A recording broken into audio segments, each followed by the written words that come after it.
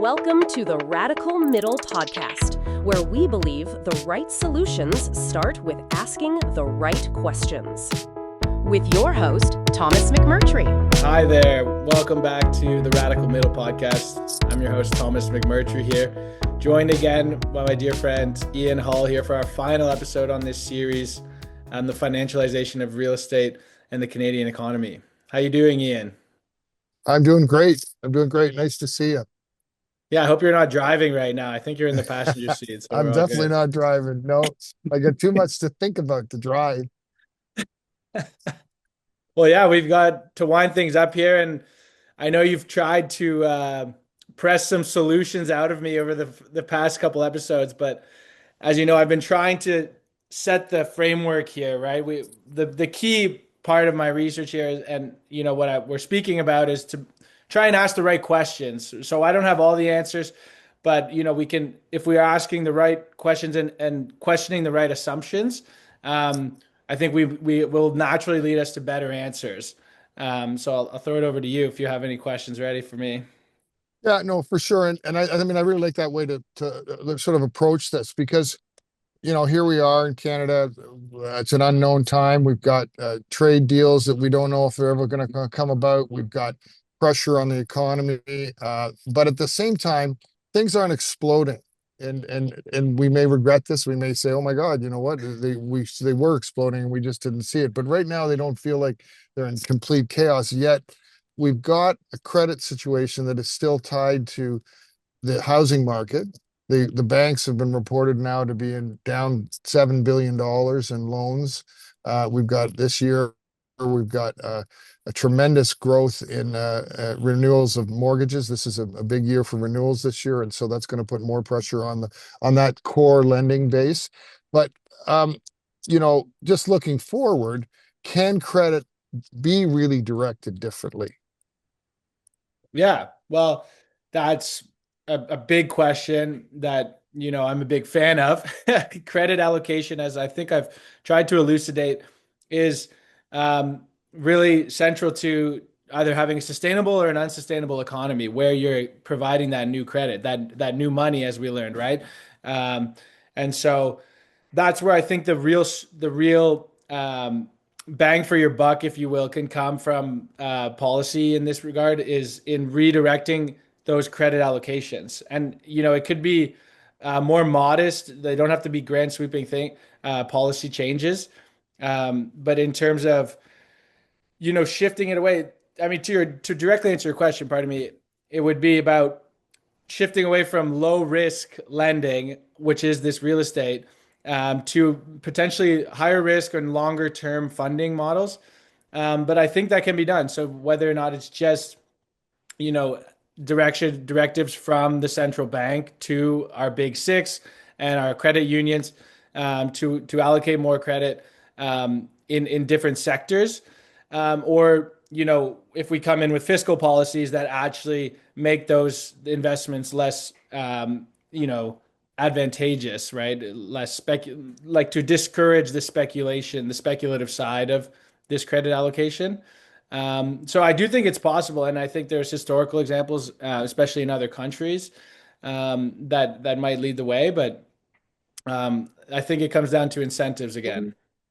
Well, it's interesting because I think we need a combination, don't you, in terms of incentives and also just the market conditions. And I'm actually, I look at change is never easy to embrace, but you're looking at a situation where the market is going to drive a different perspective, isn't it? I mean, if the banks are feeling the way they're feeling with big turnover on mortgages that may or may not be renewed, downward pressure on pricing, on housing pricing, this may be a time for the banks and the sort of the general economic approach to lending to revisit and reboot. And then layer on the fact that we have to reboot our economy in Canada anyway because we've been overly reliant on the U.S. I do think there's a real trend that could be built both, but you're going to need incentives too. This can't be done alone. The economic engine isn't going to turn itself around. My dad used to describe it as you're in an aircraft carrier and they don't turn quickly. Well, that's right. I like that anecdote from dear Rodney, but that's on a meta scale. That's kind of what I've been, was thinking about. It's hard to make these wholesale changes when things are still going good, right? And so Yeah. as you alluded to earlier, we're things are okay for now, right? So we don't know. Perhaps this real estate market can continue for another 20 years. Like, who am I to say? It seems like there's a lot more stress in the system. And we looked at the stats earlier in the series on the household debt levels. It seems unsustainable to some people. But we got into this situation. There's a famous theory by Hyman Minsky. We won't go into it, but the financial instability hypothesis that stability leads to instability, right? So when the good times are coming, they keep rolling, and we want to keep expanding. And as long as your property value is going up, then the lending is easy to lend to continue lending on that. But it eventually can lead into from hedge to speculative to a Ponzi finance situation where you need a continual rise in these prices to even pay for those mortgages. So we'll see how these turn out. But that's where you're going to feel the stress when all those houses that are bought with credit need to be financed in the long run. That's where things get a little bit questionable, or a little bit, the systemic risk is very high, to put it academically. But that's where, some of these more modest solutions might be allowed more to become even more radical, to stick with this podcast. We're not afraid to propose, radically new solutions, but not necessarily solutions that take away from the market, if you will, that would re-incentivize the market in more sustainable directions. So how do we turn stability and allow for finance and increasing finance to pay for itself, right? To sustain itself instead of just being used on speculative and existing assets, right? That's the picture we tried to paint here, is that we're using all this new money just to buy existing assets. And so this might be a time, if there is any sort of big major market downturn, that we can look to some very new innovative solutions. So what do more productive systems look like to you? Yeah. That's a good question, Ian, because this is a model that's been spread around most of the Western countries, at least in the past 40, 50 years. And so you don't have a lot of counter examples, but there are historical examples such as Germany. You have sort of the Japanese economy post war. They had sort of this hybrid between, I would say, full market planning, um, and sort of the free markets in essence, but they had a lot of directives and that were to encourage sustainable and productive businesses, right? Instead of speculation. And so that's where you don't want necessarily you fully plan the economy, but someone is planning in essence with the incentives that you set up in an economy. You're manipulating the game, if you will. So it's about manipulating the markets in an appropriate manner. So in the perfect world, do we have more small businesses being lended to from local banks? We have a credit union model right now, but they're similarly regulated to big banks that we have. So setting up a system where the government can put their thumb on the scale, which they already do, right, in terms of the Canadian Mortgage and Housing Corporation, in securitization, Canadian mortgage bonds, allowing these loans to be taken off the books in essence, and also to insure them. So the government's the backstop for all this credit. So if you could have a government backstop in terms of small business loans or medium-sized business loans that have a longer timeline, for example, that aren't sort of, on a VC funding model, but more patient, you might see more people willing to take on, modest loans to start their businesses, and to afford to start a business. And those questions, I can maybe hear you asking, and I ask myself, okay, is there really that demand out there for these loans? And that's another problem that we saw because of this skyrocketing real estate cost of real estate. the cost of just renting a storefront in a major city is, for example, is extremely expensive, right? So, and the cost of everything, the cost of hiring labor and the cost of living just gets raised up. So it makes you more insecure. So maybe that's a utopian vision for the future, but where you feel safe enough that your assets aren't going to inflate out of your reach.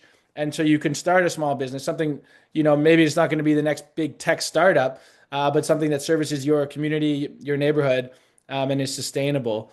And so that's, I guess, a rough vision without going to Yeah, fiscal but policy or anything like yeah, I that. know, but that's really helpful because like you've already talked about. I mean, that's got to come from two sets of pressures. One is the market pressure, and two is incentives.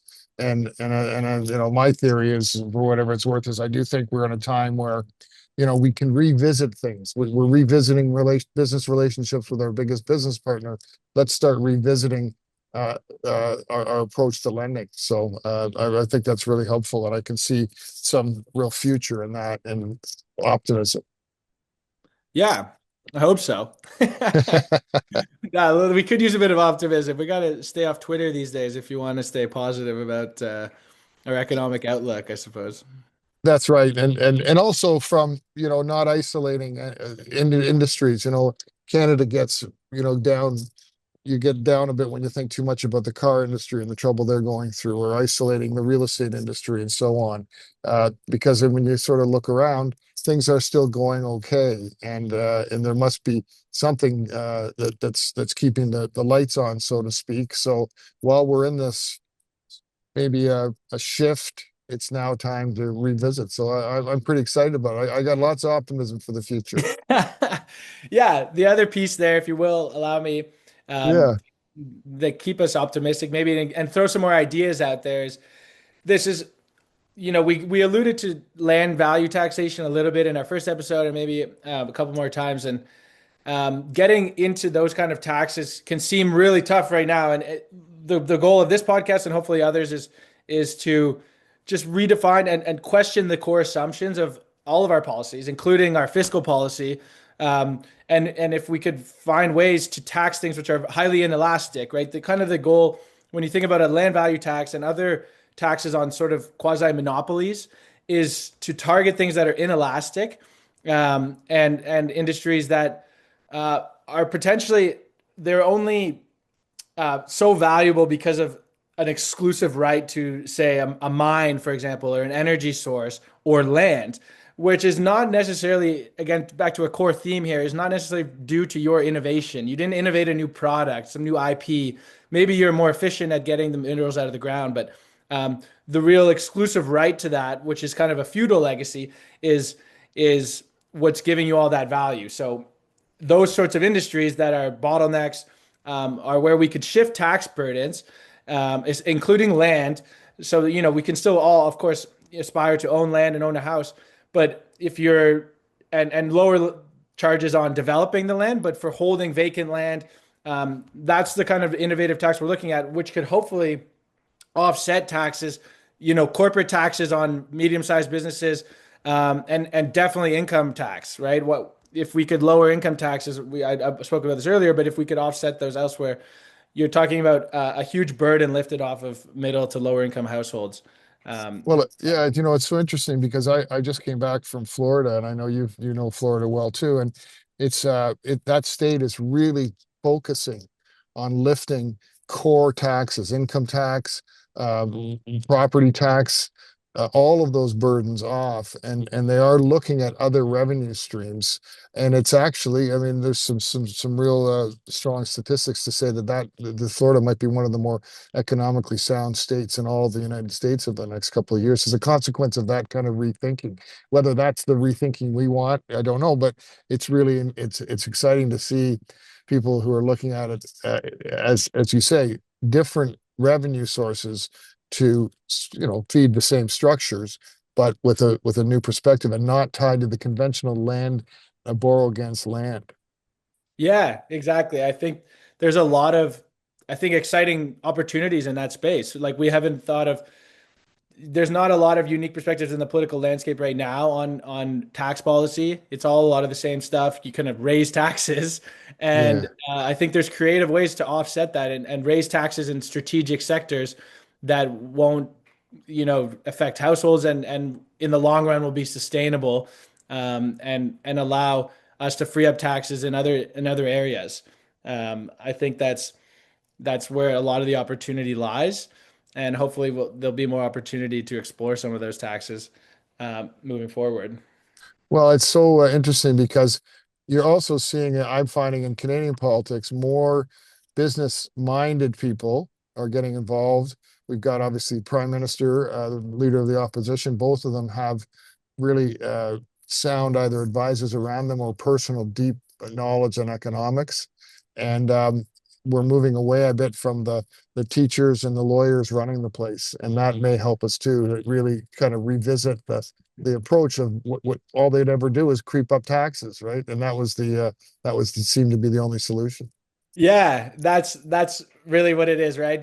There's not a lot of creative business or oriented perspectives here, and I'm back to our conversation on the Toronto taxes, the development taxes.